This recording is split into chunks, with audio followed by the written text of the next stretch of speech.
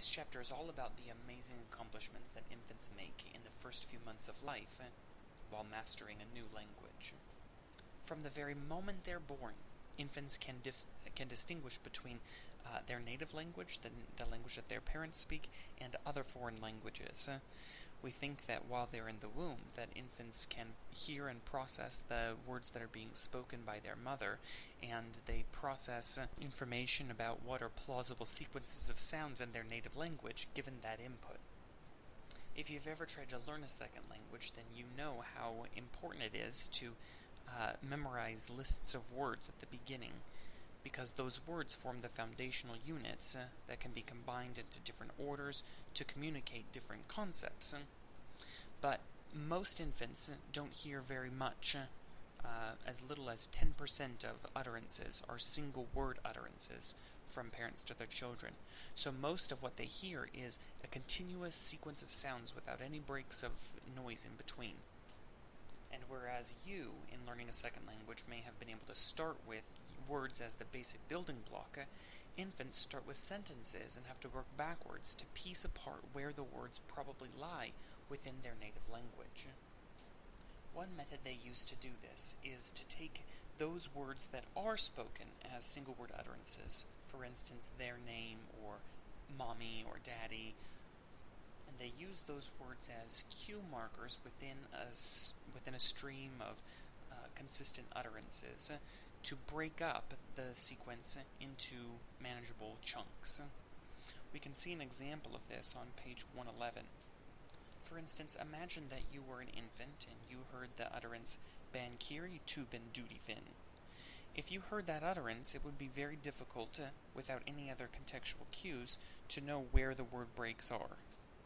However, if your name were Kiri and you had heard that utterance from your parents a great number of times, and and the word that refers to your dad is duty, then you could break apart the rest of the sentence based on those two words.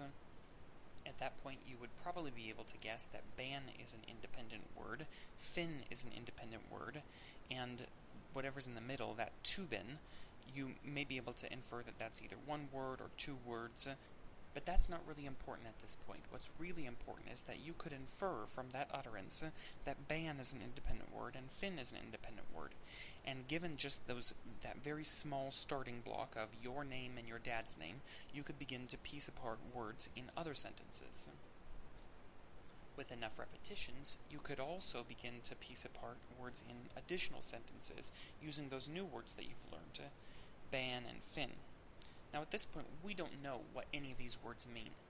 For instance, we don't know that duty refers to our father or kiri refers to us. We don't know the definition of ban or fin. But that doesn't matter, because at this point, all we're trying to do is piece apart the chunks, the individual units, within a consistent, steady stream of speech, where there are no pauses or breaks. We need to be able to infer where those word breaks really exist. Now, this is just really a starting hypothesis at this point about how infants might be parsing out the words from a sequence of speech. But in order to know whether this is actually how infants process words, we have to look to some very sensitive kinds of research paradigms. One of those is described on page 108, the head-turn preference paradigm. This is a brilliant setup here, and as you can see in this image, you set an infant on the parent's lap, but you pipe some music into the parent's headphones so that they can't unconsciously or intentionally cue their infant to pay attention to one of the speakers or the other.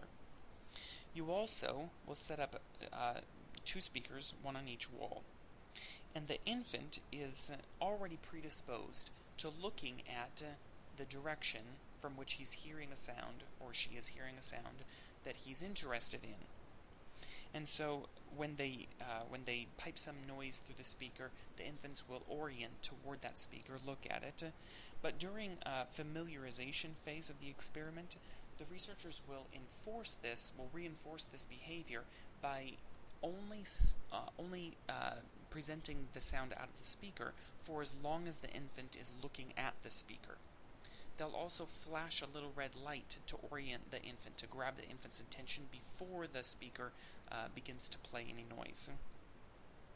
Now, if infants are able to differentiate between two stimuli, they will pay attention to one of the speakers more or less if it's a piece of information, a word, or a sound that they are more familiar with versus if they're less familiar with it.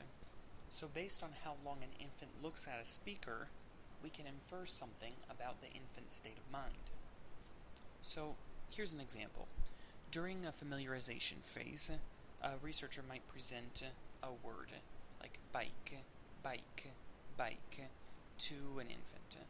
And then during a test phase, he'll present the word bike in one speaker and the word dog in another speaker. If the infant looks longer at one speaker than at the other, we can infer that the infant is recognizing there is a difference between these words. It does not mean that the infant understands the meaning of the words. All it means is that the infant is not treating these two words as the same. He or she is more familiar with one of the words than the other. It doesn't even really matter relatively how long the infant spends looking at one speaker or the other. If he spends more time looking at the speaker that said bike or more time looking at the speaker that said dog. All we care about is that there is some difference between the length of time that he spends looking at one or the other. Sometimes a child will show a preference for a word that they are already familiar with, sort of like a oh, I know what that is effect, but sometimes they'll be more interested in a word that they're unfamiliar with, a novel word. And it just depends on the situation, the age of the child, how many times they've heard the word before, things like that. So what really matters here in this situation is that the child is distinguishing between the two stimuli. So now back to page 111, where we start with this hypothesis that perhaps infants are piecing apart words within a steady sequence of sound, using words that they're more familiar with. If, for instance, we were to present an infant with a sentence like, Maggie's bike had big black wheels, then the word that comes right after the infant's own name, Maggie, would be bike, and the infant would pay more attention to that word bike. And in the test phase, if we presented the word bike in one speaker and the word dog in the other speaker, then the infant might look toward the speaker that's repeating bike, bike, bike for a longer period of time than the other speaker, or a shorter period of time than the other speaker that's presenting dog, dog, dog. Now the critical comparison at this point is not the bike versus dog, but one condition where the sentence that the familiarization phase included was Maggie's bike had blah blah blah versus some other kid's name, like Tommy's bike had big black wheels. If we use another infant's name, one that the infant isn't familiar with, then that won't serve as a cue for parsing apart the rest of the sentence. So if we compare the sentence including the infant's own name, Maggie, versus one that includes a different infant's name, like Sally or Tommy or whatever, then the infant won't distinguish between the word bike being repeated in one speaker and the word dog being repeated in the other speaker. In other words, the infant won't have used that name as a cue to differentiate the word bike from the rest of the sentence if the infant didn't hear its own name first in order to use it as a cue for the parsing. Now, this is one way that infants really, in fact, do parse words out from a sentence.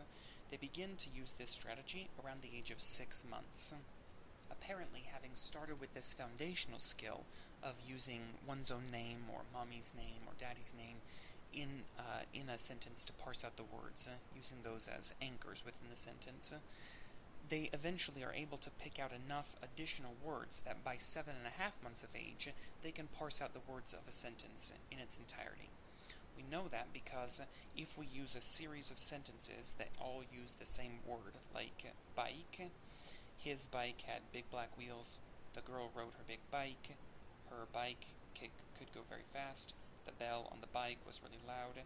If we present these sentences to an infant, then in a test phase, we can present the word bike and the word dog repeated through the different speakers, and the infant will orient toward the speaker that uses the word bike more often or less often In other words, they're distinguishing between the words bike and dog, because bike is a familiar word now and dog is not.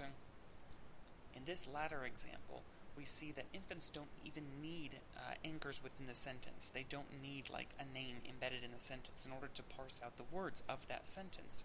Rather, by 7.5 months, they have just acquired the ability, without any help or anchors within the sentence, to parse out any of the words that appear there. So how is this possible? Well, there are certain phonotactic constraints that exist within any given language that constrain in what ways phonemes can be combined together to make up a word. As you read on page 112, there's a string here of letters that needs to be parsed into, say, 6 words.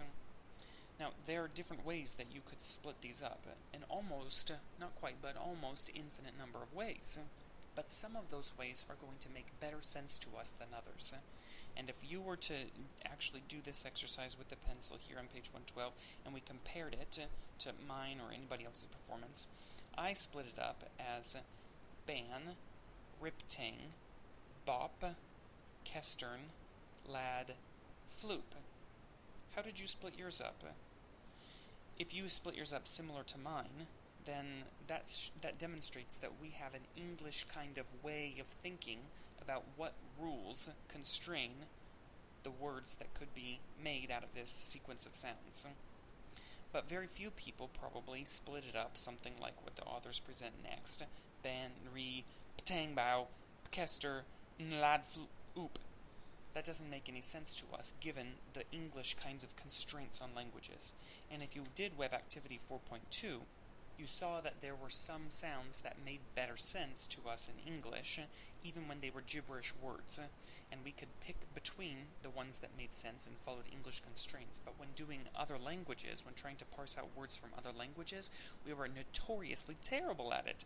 I personally got 1 right in each of those other 2 examples of languages. So what are those rules that make up our phonotactic constraints, that dictate for us where we can separate words? What sequences of sounds are allowed at the beginning of a word, or in the middle, or at the end of a word? Well, one of the things that really cues us in is our stress patterns. Some languages don't have any differences in the stresses that are placed upon different syllables within a word. But in English, we use both a trochaic stress pattern and an iambic stress pattern. And a trochaic stress pattern is about 10 times more common than an iambic stress pattern. A trochaic stress pattern, of course, as you know from the reading, is where the first syllable of the word is emphasized and the second one is not. So like blackmail, telephone, pencil, water. Now, given that the trochaic stress pattern is so much more common in English than the iambic stress pattern, we're more likely, as infants, to parse out words in a sentence where there are different emphasis across the syllables in the sentence using that trochaic stress pattern. So the example given in the text is when infants are presented with a word like guitar, which has an iambic stress pattern, and the next word following is the word is, then infants behave as if they have parsed out the words gi and tar is, as opposed to guitar is. Now, the problem that we encounter at this point is, sure, these are strategies that infants can use, but it pre-requires in both instances that infants have started with the ability to have parsed out a few beginning words. For instance, infants can't know that we commonly employ a trochaic stress pattern in English unless they've already parsed out enough words to rely on that as a general rule.